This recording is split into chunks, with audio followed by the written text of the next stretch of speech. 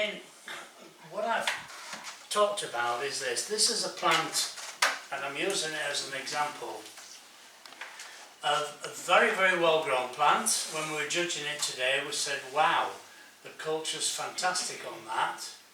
Yeah, and it is. It's exceptionally well grown plant, but it didn't come in the first two places because when we judge under BOC rules, we look at the growth, yeah, the culture of the plant, and we look at the flower quality. Now this is a hybrid, a very common hybrid called Phragmipedium Andean Fire. Now that is a hybrid made with using the species Phragmipedium besseyi, which was I say recently discovered, 1980, but that's fairly recent. But a good example here is that the flower shape and size is not a particularly good shape for a Phragmipedium besseyi hybrid, and for those that know Andean Fire, for Andean Fire itself. So although we gave nearly maximum points on the quality of the culture, because it is grown exceptionally well, the flower quality, not the amount of flower, but the flower quality knocked it down again. And again you'll see here, this is what we call sequential flowering. So often one flower comes and the other one, so it started flowering here and has gone all the way to the top. Whose plant is that? No one owns it. Oh right, sorry, the film cameraman owns it. I better be nice about it then. It's a lovely plant. Yeah, absolutely beautiful. All right, you be honest, John. Yeah, but again, that's a perfectly good example of an exceptionally well-grown Phragmipedium, enjoying life in no uncertain terms. You tell the truth, John, it pulls mine to pieces when you Well, sticking with Phragmipediums, we've got another Phragmipedium here, and I brought this forward because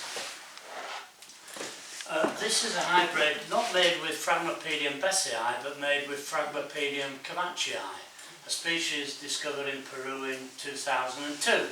So it's a very, very modern hybrid, but everybody, when this species, which is the size of your hand flower, wanted to breed with it.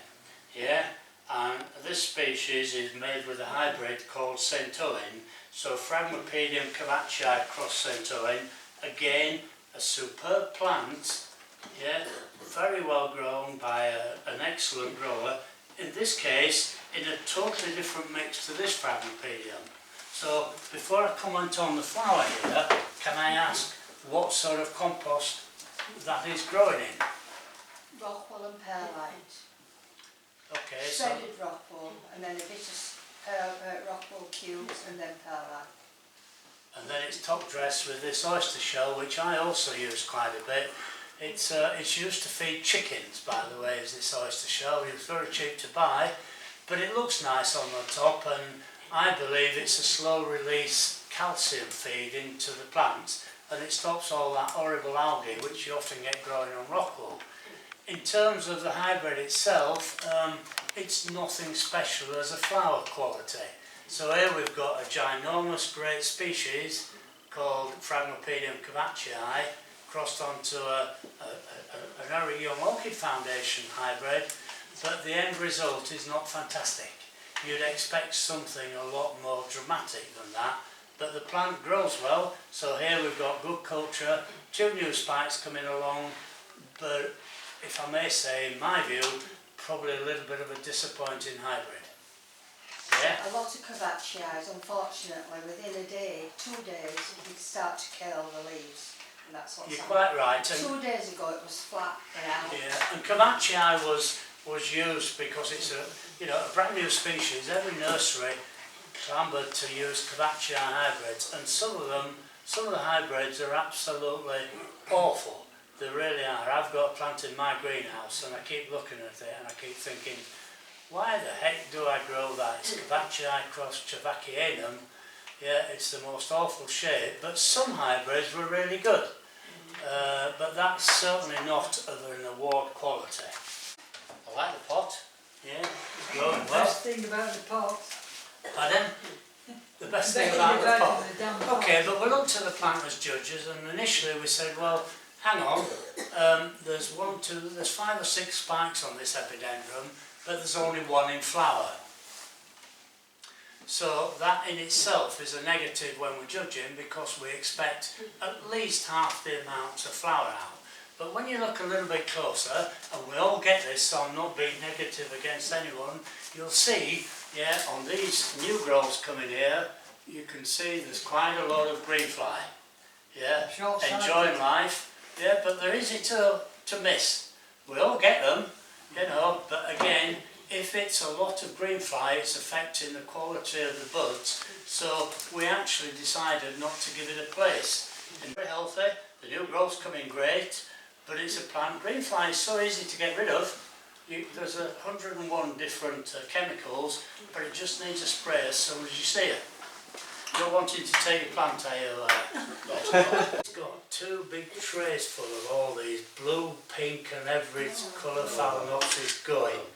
And he thought they were great to buy them in. He'd been offered 2 trolley loads of the damn things. Well, honestly, there's every colour going now in dyed Phalaenopsis whites, but to us they look absolutely awful. But obviously Joe Public likes pink and blue and black nearly. Phalaenopsis. Has anybody else ever? I once bought one actually, I must confess, years ago. Has anyone ever grown any of these multicoloured? Well, not multicoloured because they're all the same colour. They're starting it with the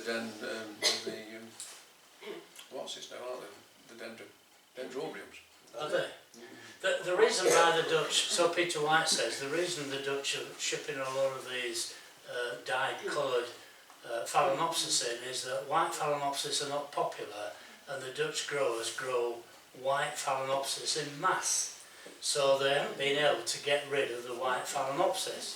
You know, they've been fetching in Ellesmere market less than €1.50 a plant, a big plant.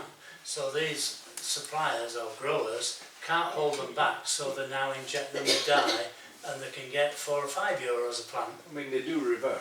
Oh, they go back to They go white back for to sure. the year- Well, the year unless after you, they've unless, got- unless you kill them, because I'm not so sure the dye does help the culture of the orchid that well, but they do go back to white if you can keep the We plant. can keep them. Yeah, I'm not sure injecting a plant with a white dye. But now Peter White went to Taiwan because that's where this year's World Orchid Conference is, and now they're injecting these white Phalaenopsis so you get a mottling effect. Yes, yes. So you get instead of blues or pinks or greens, Yeah, now harlequins. these are mottled hybrids. And he's shown me some pictures. I mean, they are different. Yeah, But there you go. somebody stuck a couple of these on our stand at Southport a few years ago. Did they? Who was that? Yeah, I don't know who put them on, but it was embarrassing when I went in. It's an interesting debate that actually, if we are judging here under BOC rules on a table of whether such plants should be judged. I have no answer to that. I don't know the ruling of BOC, but it still is an orchid and it still is a hybrid. But it's artificial. I would judge against one. Yeah, It's artificial. It's an artificial colour. I wouldn't Yes. count them at all. But there you go, it's interesting what people think. Certainly the RHS Orchid Committee wouldn't judge the multi, not that we've ever had one put forward to us, but they are different. Wait till One of our members, John Fawcett, the only reason I know is asked me to get about a dozen Phalaenopsis from this garden centre, and he's got all these multicoloured ones in for his daughter's cafe. And I thought, I'm not sure as I'd want to go and have a cup of coffee in a cafe with one of those still on the table, so I declined against it. So we have, again with time just to cover another plant here. This is, it's one of my very first orchids. It's not my plant, but it's one of my very first orchids that in years ago was readily available. And it's a species which is cool growing, and it's a species that is incredibly fragrant when it's in flower. So, you know,